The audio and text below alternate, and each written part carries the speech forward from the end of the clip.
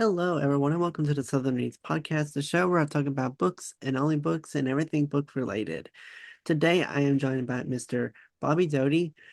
Bob is the author of Layers of Complicity, a groundbreaking investigation into the assassination of Dr. Martin Luther King Jr., and drawing on newly released government documents and a forensic science-driven method. Bob has exposes the deeper structures, motives, and intelligence footprints that have long been overlooked in the official narrative.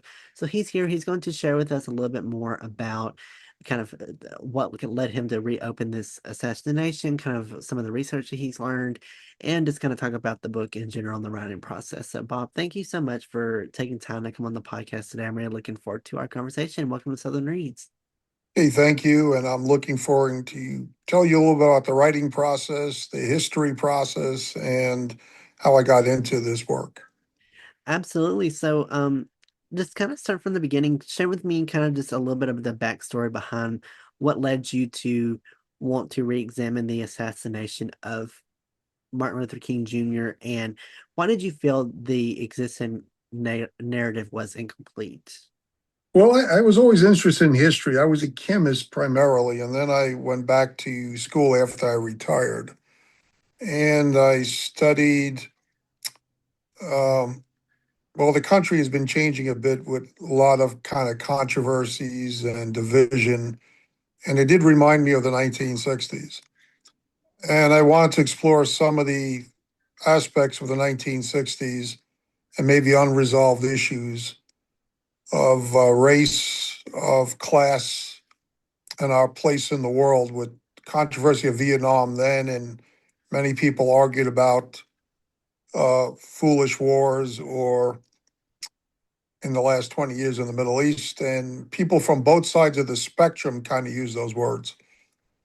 So then I looked at the Dr. King assassination because I felt it wasn't addressed to the degree of JFK or RFK. And the two major schools of thought on that assassination, one is that James Earl Ray, the assassin, was a lone operator, or maybe he had his brother supplying him finances. And then the other theory is that maximalist, uh, all kind of people are involved, all institutions. And I really wanted to then delve into using the tools I learned as a historian on online school, Southern New Hampshire University, and really analyze two key questions. Did Ray do it alone? And the second question is, who was behind him if he didn't act alone? And I didn't have any firm feelings that I can prove if Ray acted, if, excuse me, I didn't have any firm conclusions that I can prove what agency helped Ray. I was trying to approach this as an historical problem, as if we were talking about something in the 1500s, dispassionate, looking at what evidence is available, what primary documents are available, and what a reasonable historian can conclude. And within all that, the two key conclusions. One is James Earl Ray had help beyond his brothers, most likely, due to the finances.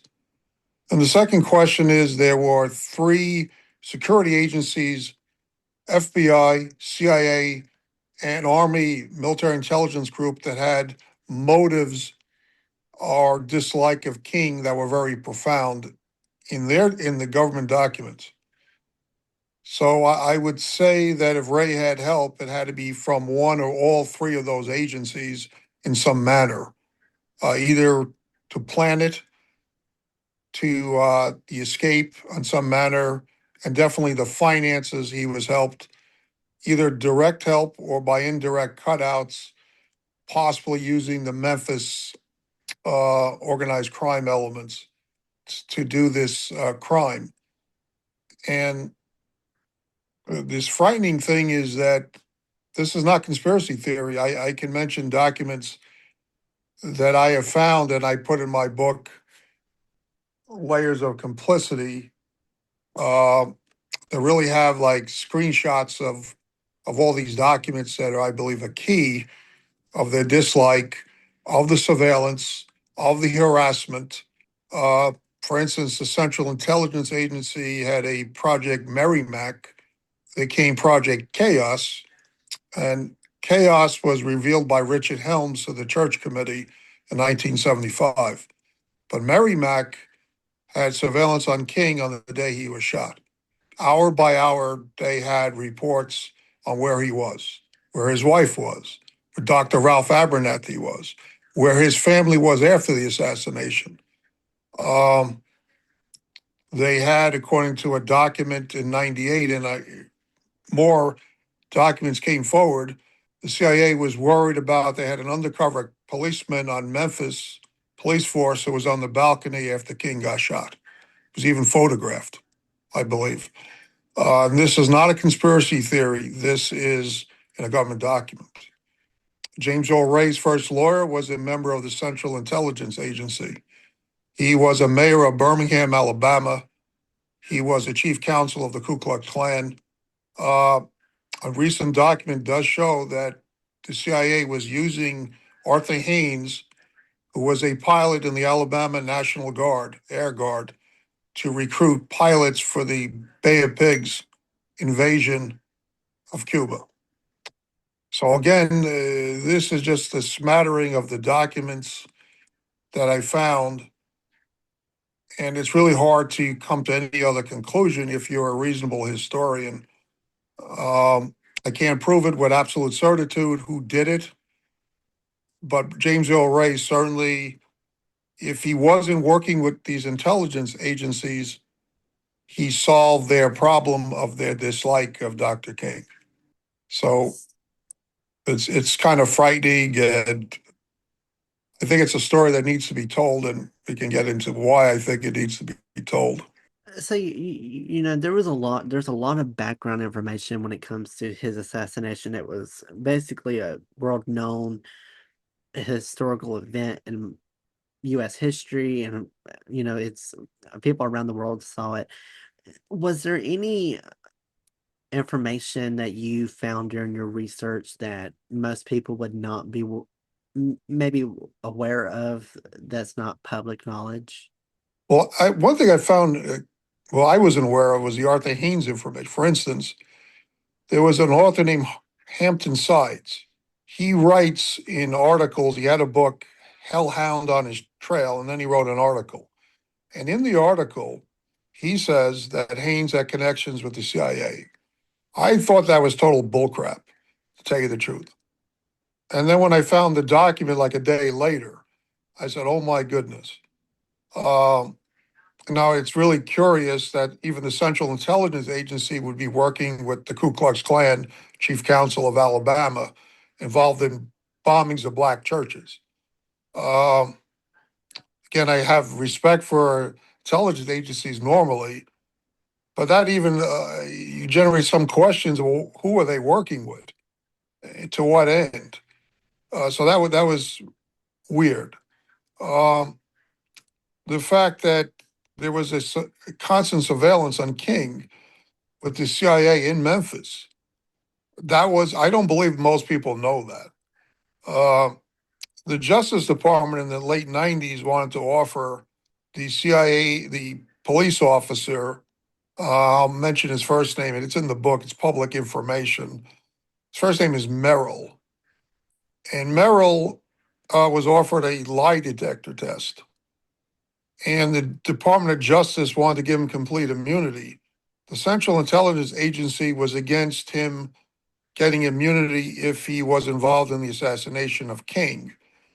Um, the Justice Department then felt, well, he's not going to tell us if he was involved or not. Um, and again, there seems to be a mixed.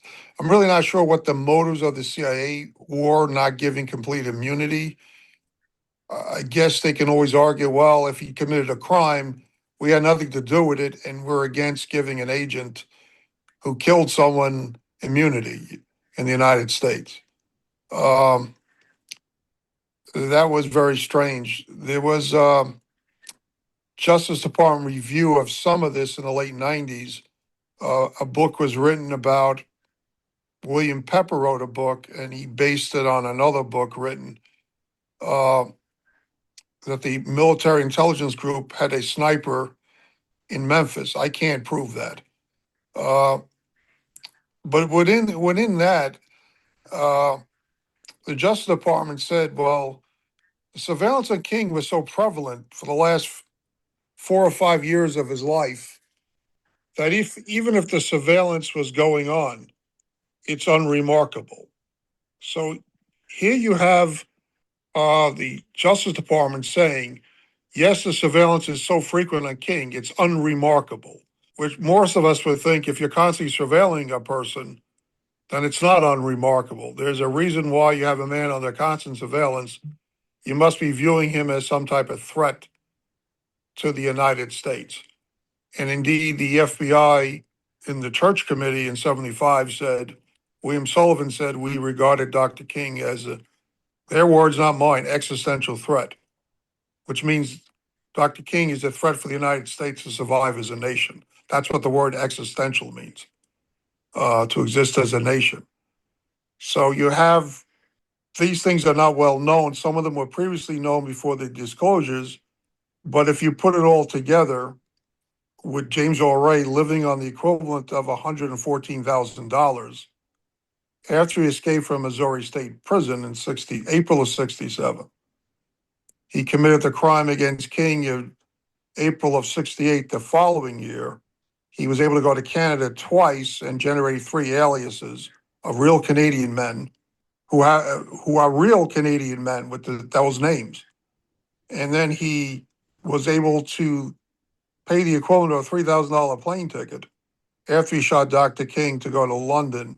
Then he flew to Lisbon, Portugal, to get into Angola to fight the communist insurgency.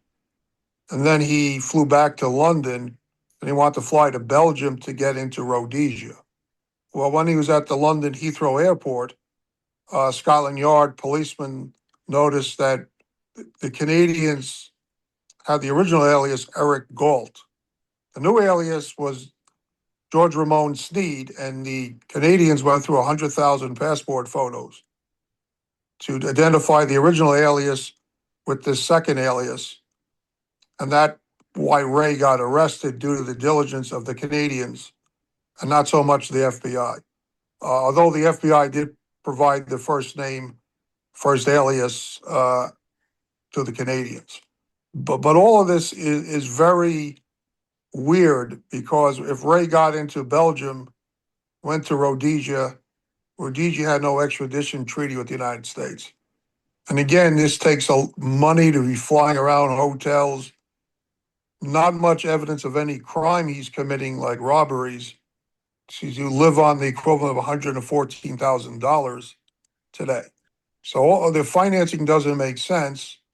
And then you couple it with the animosity of the intelligence agencies. The only thing you can put together that's reasonable is that these agencies were working directly or indirectly to help this man do this crime in some capacity.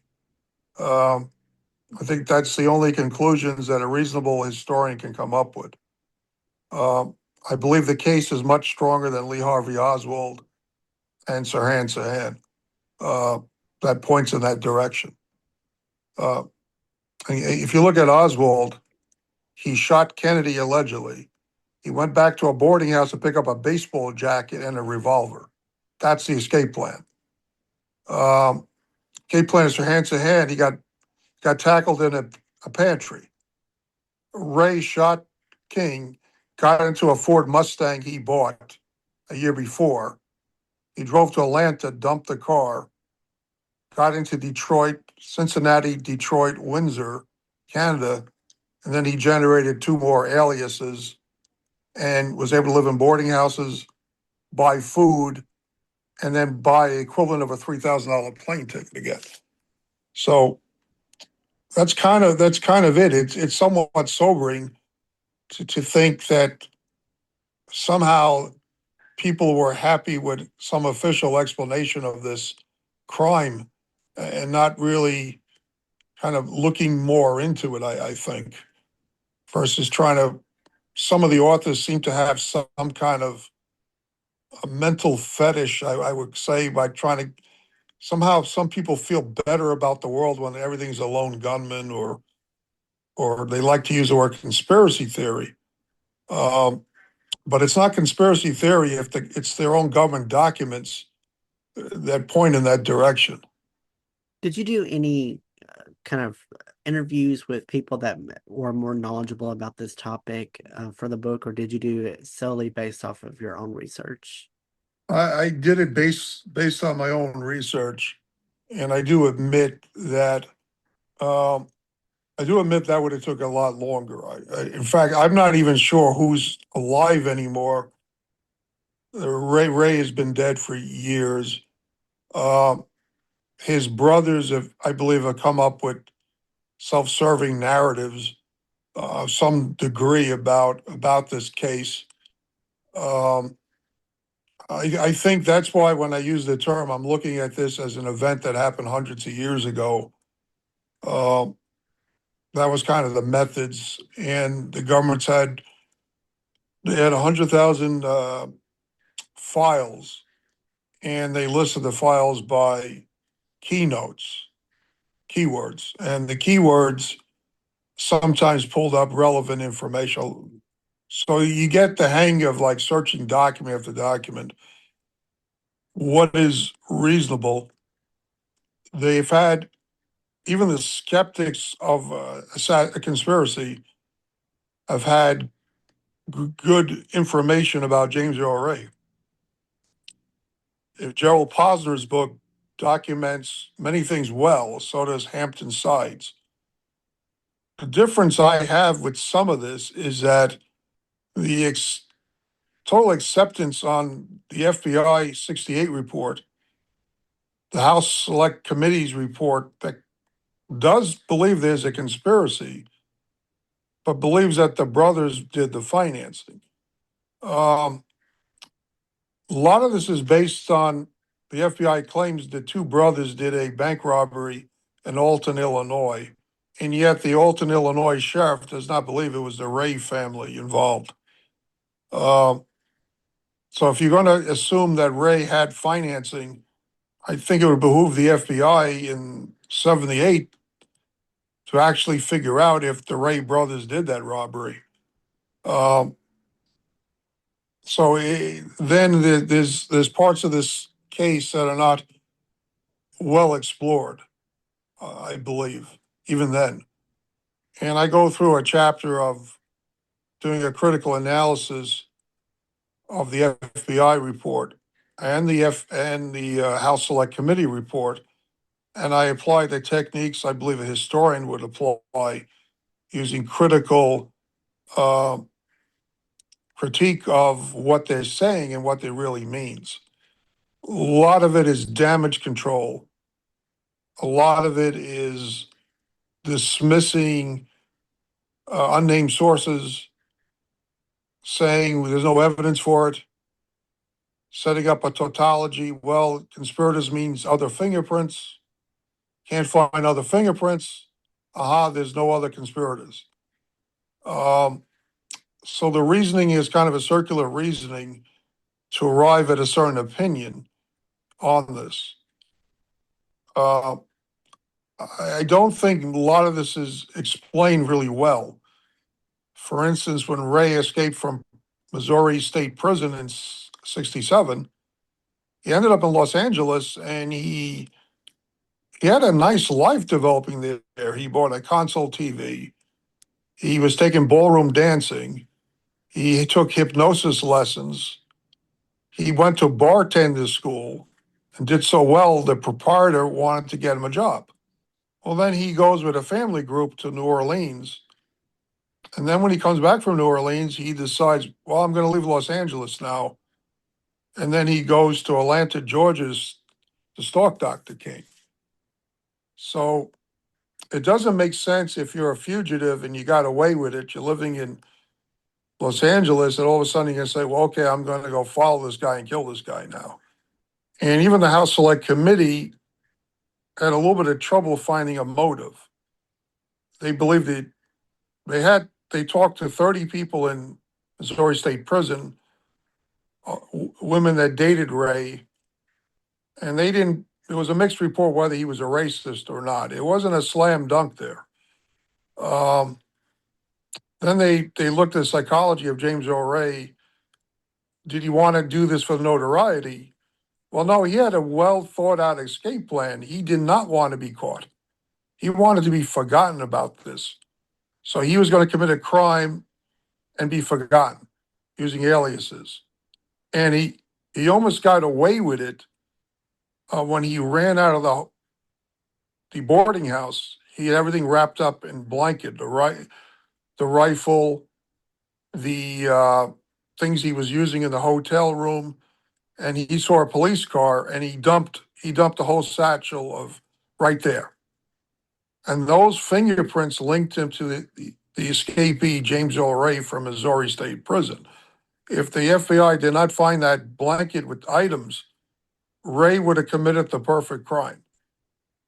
And when you commit a crime like that with that kind of planning or luck, whatever you want to call it, you did not want to be known as James Earl Ray that did this.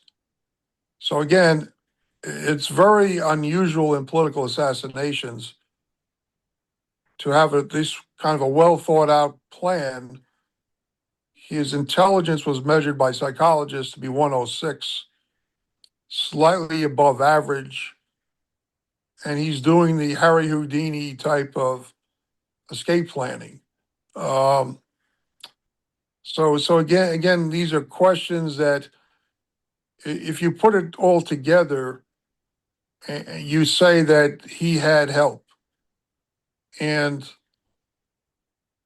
whether for some people believe this strengthens other assassination theories of the '60s, I didn't go down that road. I'm trying to stick with what I know in my evidence. And if anyone wants, and I welcome other historians to read the book, people, and to draw your own conclusions, what all this means, what I found out. Now, if you say, no, I still think he's the guy alone, he's the lone guy, fine. I do believe he pulled the trigger. Uh, the reason is I'm going on the best evidence. He was identified as the man who ran out of the bathroom. The bathroom is where some witnesses claim a shot came from.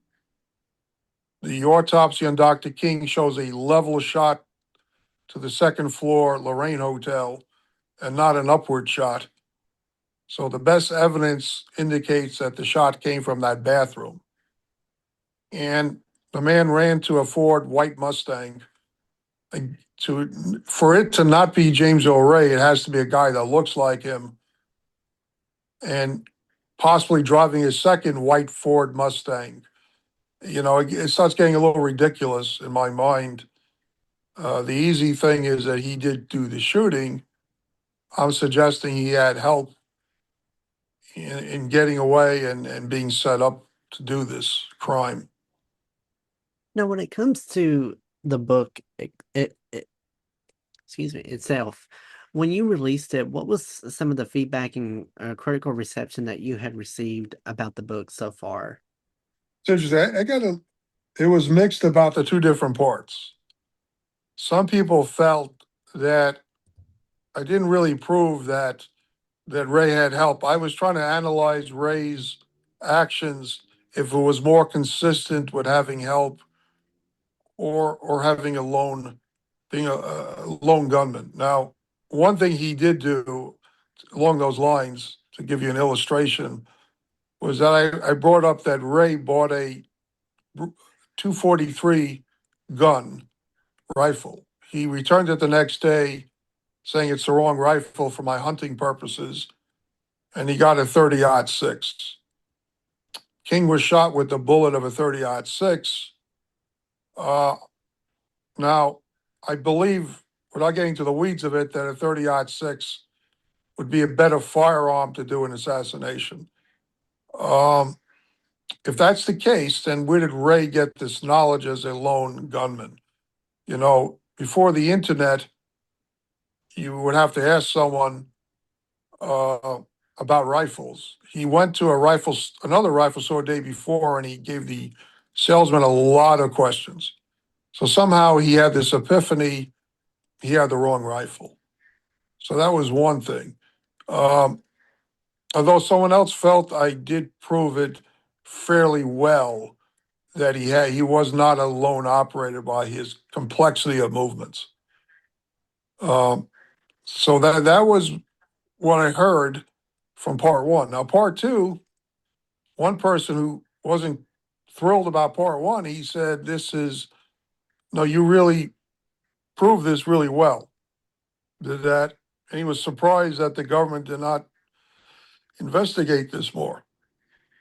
Along the documents I found, I also found a hint of something later on that may be like a loose end. Um, J. Edgar Hoover had surveillance on King that was extreme from 1963 to his death, including sending a sex tape to King and his wife. He sent a note suggesting King should kill himself on 64 before the Nobel Prize acceptance. This is well documented. This letter was found in William Sullivan's garage, third in command of the FBI when he died. Um, so then, okay, Hoover's really into the surveillance. And then Nixon, 2 years later, is president, and there's bombings by the Weather Group and other radicals. And Nixon had an aide named Thomas Huston who went to Hoover and wanted to have surveillance of domestic radicals that were analogous to what he did to King in FBI project called COINTELPRO. Well, Hoover at that time was very, very reluctant to get involved with domestic wiretapping and bugging your rooms. And then the question in my mind is why? 2 years earlier, we're all in on it. And then 2 years later, you say, no, I'd rather not. And I would suggest that the rather not is that the King assassination was likely some blowback of something that went wrong. Maybe Hoover wasn't involved, but now if he keeps going down this road of domestic surveillance that's severe and harassing, that the earlier assassination of King might be linked to it, or linked to cooperating with the CIA, who may have been involved and not the FBI. So his reluctance is very, very odd. Um, and the historians basically say, well, he got old, Hoover. He was afraid of the energized liberal politics of the era and didn't want to be investigated, go down that road. I think anyone that studies J. Edgar Hoover will somehow would find that a little bit difficult to believe that he moderated any of his views in his life at anything. If anything, he would have. If you look at his earlier career with the radicals of the 1920s, the anarchists, then you look at the bombing of the 60s and early 70s. I can't imagine the guy would say, "Okay, there's no problem here. Let's call it quits." So I think I got good feedback that there's something there that needs to be followed up on. Uh, Possibly another book along those lines. Um, so yeah, the feedback has been fairly good. I think people have read the book. I mean, I haven't heard anyone call it a conspiracy book. Uh, Now, obviously, if it has a conspiracy and you could say a conspiracy book, but it's a book about conspiracy, and it's not a book trying to drive a conspiracy like narrative for the sake of that. Yeah, with this being kind of a political event, people always have an opinion or and always love to have debates about this and that. Do you pay what do you think that people will have political ideas and kind of have thoughts about this? And if they do, how do you plan on managing those debates? Because everyone's going to have an opinion about this, as everyone does have an opinion about any kind of any, especially any idea, especially with politics. Everyone has a different opinion. Yes. So how are you going to manage that if people have different opinions? That's a very good question. I have like so many thoughts on that. Uh, uh, for many years, before maybe the recent presidency of Trump or his first term, there was more of a standard way of looking at things. Conservatives defended the institutions, CIA, FBI, and liberals tended to be very suspicious historically of those institutions. Recently seen a shift in that conservatives use the term deep state, whereas historians tend to use the word security state. Deep state, for some historians, implies uh, a certain political bias of people saying that word, even though it's similar to security state, I guess, deep state. Or so that's one thing.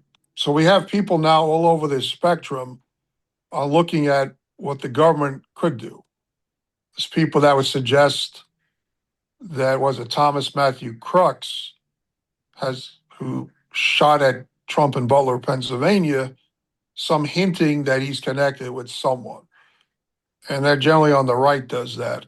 Um, Now, would the people on the right look at this book, or would they, if they really read into it, will they, because they do bring up aspects of politics uh, in the beginning and at the end of the book. Now, what I do say is that King was hated for opposing stupid wars of his time, and he was hated for he wanted to have a poor people's campaign in Washington, and this alarmed the security state. Uh, Now, this is analogous to liberals condemning the billionaire class of today. So I feel that King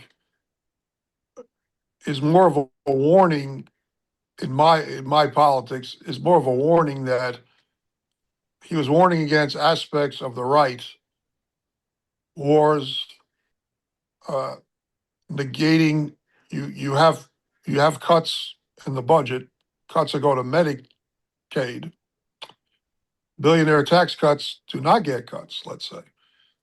And I'm sure King would agree with that statement if he was around.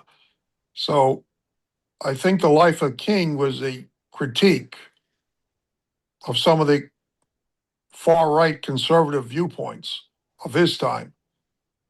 Now, whether people today would find that the couple of paragraphs of my book that say that as offensive, uh, I'm willing to take that flack.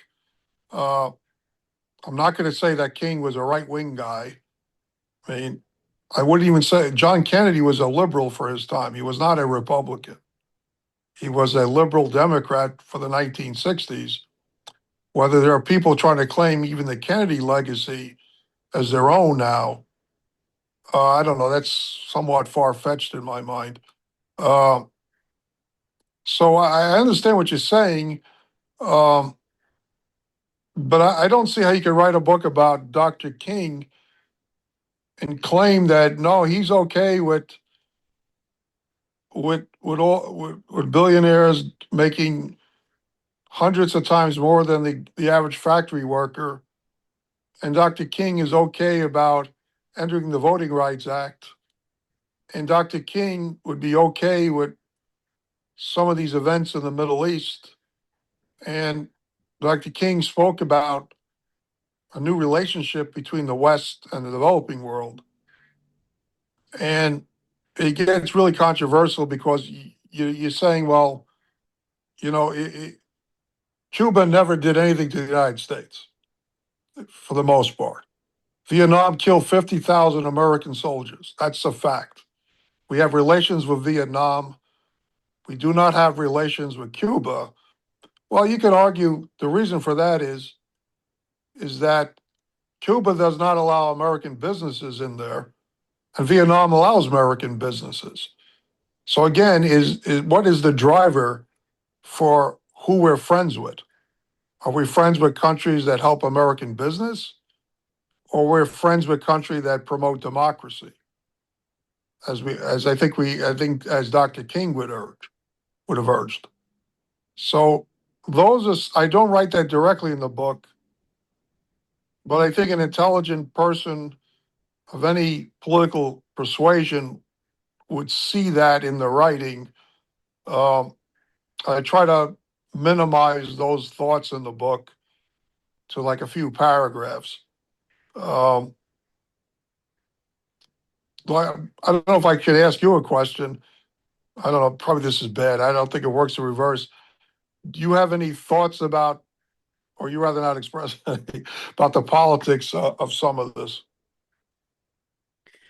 Well, I honestly don't really pay a lot of close attention to politics much because of how touchy of a subject it is. I try to stay away from that. When we learned about Martin Luther King, my school really didn't pay attention to the civil rights movement, the 60s and 70s. It just, I feel like for me, the only ever history I ever learned growing up was 1900s till about World War II, and it just stops.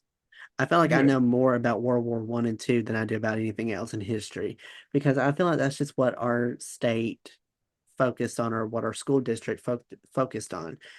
I remember talking about Martin Luther King back in middle school some. I remember talking about him like fifth, sixth grade, I think. It's a long time ago. But I I can't fully remember from high school. I feel like we did, but it wasn't much. So, there's a lot about his assassination that I probably don't know about, mainly because we weren't really taught that growing up. I think we did read a book about it, but again, I can't fully remember what we read and didn't read about it. So I know very little about it. So I'm not as knowledgeable on this topic. But when it comes to the political side, people are going to have an opinion. There's not really much you can do about that. People are just going to have a general opinion. Some are going to find this as like biased or like this is from that. And then you'll have people that really agree with everything that you said, everything that you presented in the book, they would agree with and will find appreciation in it. So at the end of I try to stay away and stem away from politics, but I think this is an important thing for people to know about. Thanks. One thing interesting, I gave it to former boss of mine who was a PhD he was a chemist from Harvard. And one thing he said, well, Bob, I really not into polit- political books. But he then wrote me this extended analysis of the book, which was nice, and didn't expect him to do that. And one of the first things he says is that for a guy who doesn't read politics, I devoured this book. I read 20 to 30 pages a night till I finished it. Um, so he said he agreed with the conclusions of it, but he didn't view it from a political lens. His view was that it's really hard to decide if King lived the what ifs of history to decide what would have turned out in this country. Um, I do have some speculation how I feel, again, it's crystal ball time. I feel that the two political parties would have been, the Democrats would have been less pro business and more of the pro union uh, way they were in the 60s, early 60s. And the Republican Party would have been more moderate uh, if they eventually incorporated some of Dr. King's advocacies about Judeo Christian views on poor people and they might have had less of supply side economics. And I do believe there may be some less divisions in the country, but that may be a hope of mine and not the actuality of what goes on. There's so many other forces, social media, uh, algorithms on YouTube, allegedly screening you what you can watch. What people are not really. Unfortunately, I wrote a book, but people are not into reading as much. I don't know if I can have an audio book of documents. So this is the kind of book you're almost forced to read and not have an audio book. Um, but I do hope that, like, now if we start reading or talking about key events in this country's history without trying to prove someone wrong, but just listening to the other side, like the way I approach this book. Okay, I have a bias. Everyone has political biases. Uh, Mhm. but the way I approached it was, I didn't want to say, okay, it's a lone gunman. No, the CIA and FBI, they did the whole thing. I really wanted to look at the evidence and within my biases come up with some conclusions. Um, and I would hope that people can start doing that in their personal life, saying that, that side has a point about something versus just dismissing the whole thing out of hand. No, no, it's all bad, it's all evil, it's all wrong. Uh, and that's really not a way forward to demonize other people. We should get to a point of trying to, like, unfortunately or fortunately, reading is part of that. It could be fiction, it could be nonfiction. There's a lot of truth in good fiction. You don't have to read nonfiction if that's not your bag. As we say, I guess it said when I was in the 70s. It's even before my time, I guess, that expression. But I think we got to get to a point of trying to, like what you're doing on this podcast, to bring me in and discuss what my thinking on this issue is. So to kind of wrap things up, the big thing that I want to ask is to the people that do read the book, what is the big main takeaway and key message that you're hoping people walk away with after reading the book? I think okay, the big thing that I took away from, like, writing this book is that, you can look at it in its very mechanistic thing. Well, you're writing a book about the murder of Dr. King. And that's really a simple way of looking at what I did. What I did was, in studying why King died, I learned what he was fighting for. He was fighting beyond the racial equality advocacy. He was fighting for not accepting some of the assumptions we make about how we get involved in wars, countries we support, how the poor are treated if they do not have access, and for Citizens United especially, to lobbyists to get some power balance out. So I would hope people would look at what King was fighting for, and do we need more of that advocacy or less of that type of advocacy beyond the racial work? Um, that's why I kind of think the key message is: do you accept that what he was fighting for has some basis in reality? Or do you feel that everything in the last 58 years since he's died has been positive for the working man, has been positive for racial equality, has been positive for whose son gets killed in a war or daughter gets killed in a war, uh, who gets consulted about what countries we support, who gets consulted about if we support a country and people suffer due to the support we give to that country. Do we have any questioning of this, or do we just accept narratives that go back to the early days of the Cold War? Um, So I would hope that reading the book would inspire people, as I did, to look more carefully at some of these issues. And you may not agree with Dr. King, what he was doing.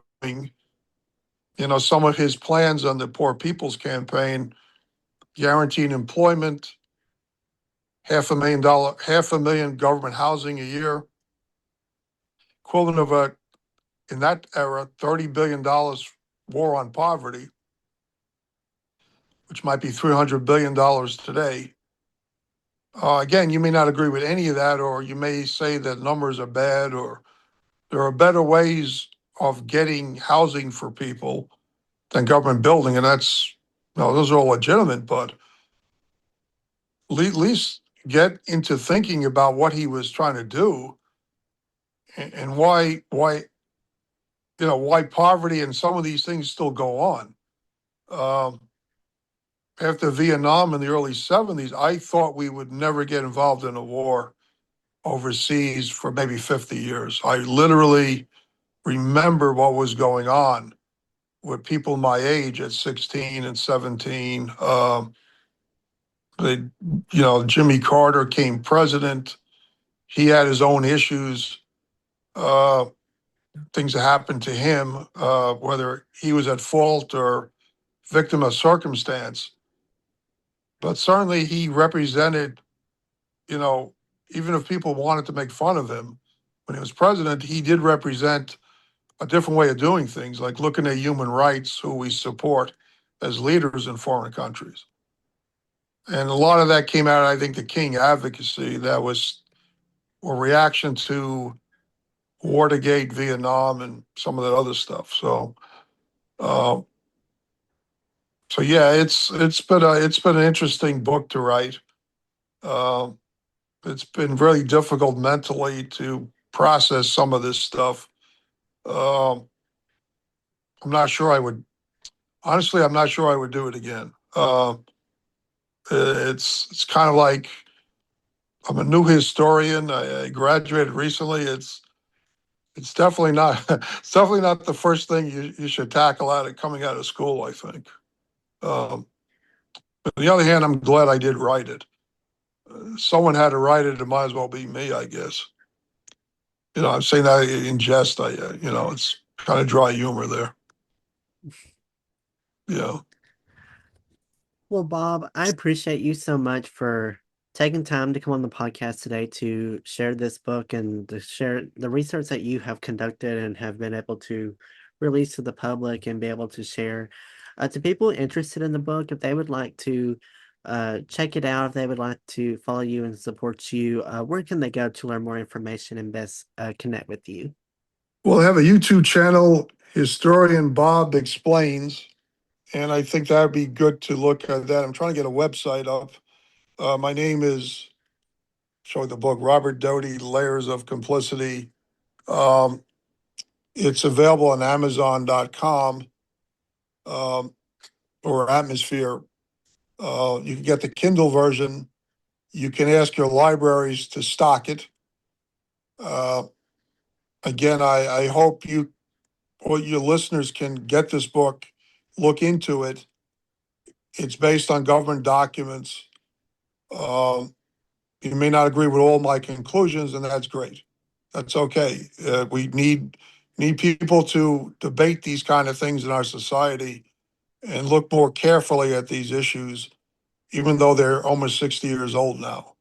Um, and I hope that in by the time King is his anniversary of his death, his murder in 2 years, that we can have a better appreciation of what he was trying to do in the United States.